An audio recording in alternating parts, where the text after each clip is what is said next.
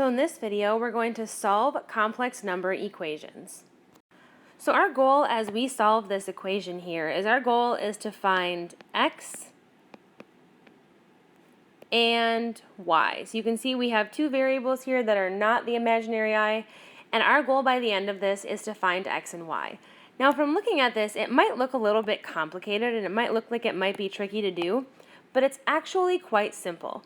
What you need to remember about complex numbers is complex numbers have a real portion, which we can see right here as the 2x and the 10. So this is the part that does not contain an I.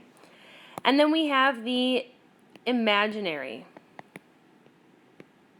portion. So you can see right here the yi and the -7i.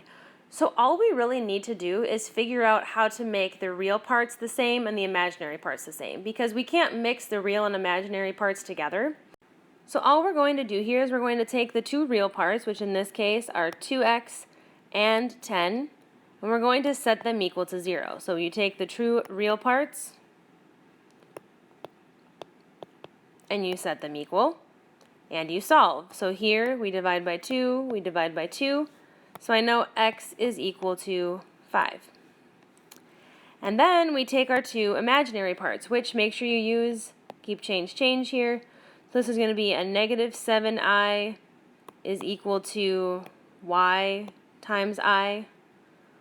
Well, if you divide both sides by the i's here, because they both contain I, we end up with -7 is equal to y. So what you can see here is if we just set the real parts equal and the imaginary parts equal, we can find our x and y values that make this original equation true.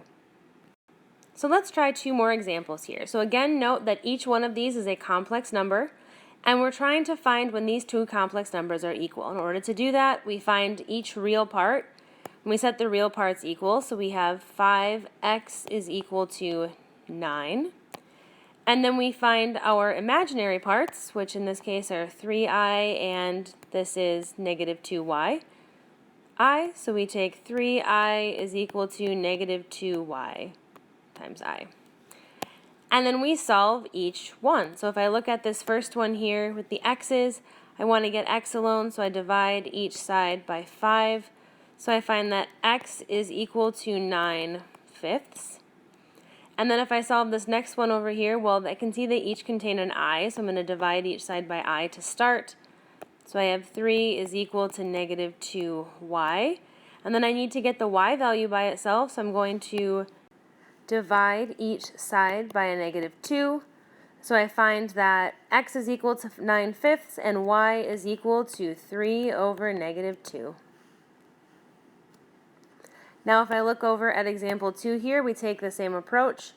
I find the real parts and I set them equal, so I have 9 is equal to -2x. I need to get the x by itself, so I divide by -2. So I find x is equal to a -9/2.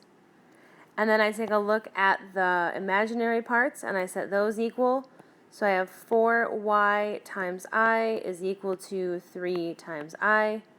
Divide each side by I, so I have 4y is equal to 3. I then need to get the y value alone, so I divide each side by 4, and I find y is equal to 3/4.